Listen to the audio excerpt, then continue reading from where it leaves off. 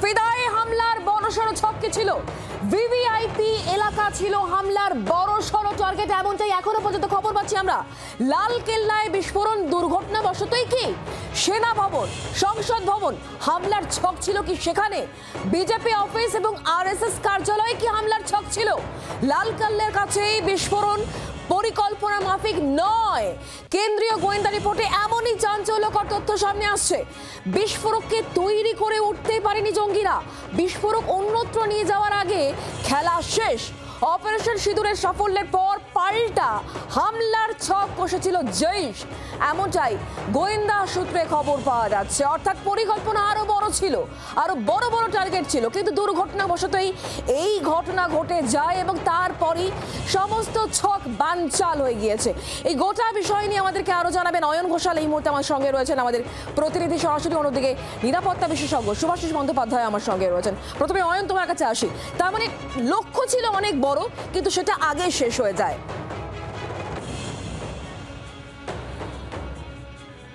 একেবারে তাই। পর্বতের মুশিক প্রসব হয়েছে বলেই বিভিন্ন ইন্টেল অর্থাৎ বিভিন্ন গোয়েন্দা সংস্থা, এজেন্সি তারা এখনো পর্যন্ত সূত্র মারফত দাবি করছে যা ঘটাতে চলেছিল জঙ্গিরা সেটার পরিণতি মারাত্মক হতো, যেটা এড়ানো গেছে।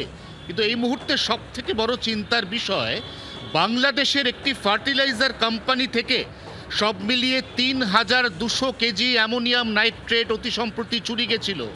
তারপর সেটি ঘুর পথে নেপাল হয়ে প্রবেশ করেছে ভারতে। ইতিমধ্যেই সেই ৩,২০০ কেজির মধ্যে ২,৯০০ কেজি অ্যামোনিয়াম নাইট্রেট বিভিন্ন গোয়েন্দা সংস্থা এবং পুলিশ ভারতবর্ষের নানা প্রান্তে তল্লাশি চালিয়ে ইতিমধ্যেই উদ্ধার করেছে। এখনও উদ্ধার করা সম্ভবপর হয়নি ৩০০ কেজি অ্যামোনিয়াম নাইট্রেট। কোথায় এই বিপুল পরিমাণ বিস্ফোরক? তার থেকেও যেটা গুরুত্বপূর্ণ বিষয়, ঠিক কতগুলো ইনস্টলমেন্টে, কতগুলো ধাপে, কোন কোন পথে বা কোন কোন ঘুর পথে এই বিপুল পরিমাণের বিস্ফোরক সামগ্রী একে একে ঢুকেছে ভারতে, এটাও এই মুহূর্তে সব থেকে বড় প্রশ্ন।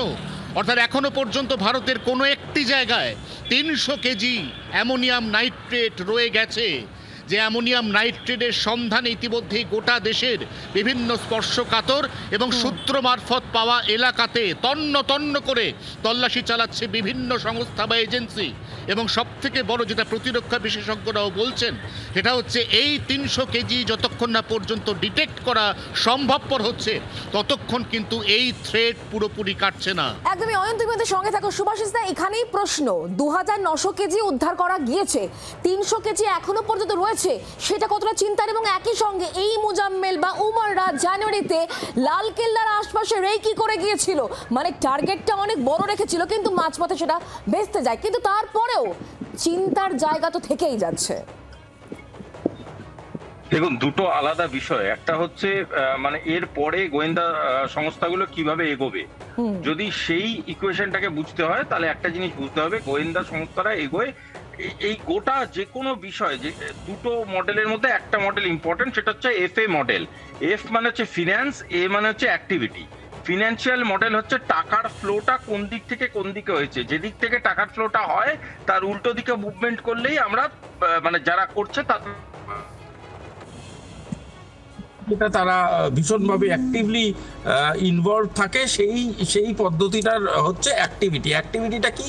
অ্যাক্টিভিটিটা হচ্ছে কার কার সাথে ফোনে যোগাযোগ করেছে, কোন কোন মানুষের সাথে দেখা করেছে, কোন কোন জায়গায় রিপিটেডলি গেছে, কোন কোন জায়গায় এন্ট্রি এবং এক্সিট হয়েছে, কোন কোন লোকেরা কোন কোন চ্যাটে কোন দিকে ব্যবহার করেছে। এবং এই যে পদ্ধতিটা এরা করেছে, এই পদ্ধতিটাকে রিকগনাইজ করে এই পদ্ধতিটা কি এই এন্টায়ার প্রসেসটা কার্যকারী করা হচ্ছে। অর্থাৎ ফিন্যান্স মডেলটা এবং অ্যাক্টিভিটি মডেলটা, এই দুটো মডেলকে যদি ভালোভাবে পর্যবেক্ষণ করা যায় তাহলে অনেকগুলো উত্তরই আমরা পাবো। দ্বিতীয় কথাটা হচ্ছে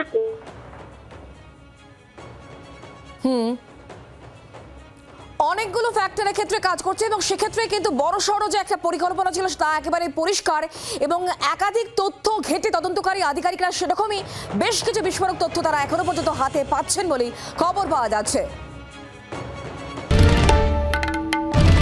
বাংলার আওয়াজ, বাঙালির আবেগ, জি 24 ঘন্টা।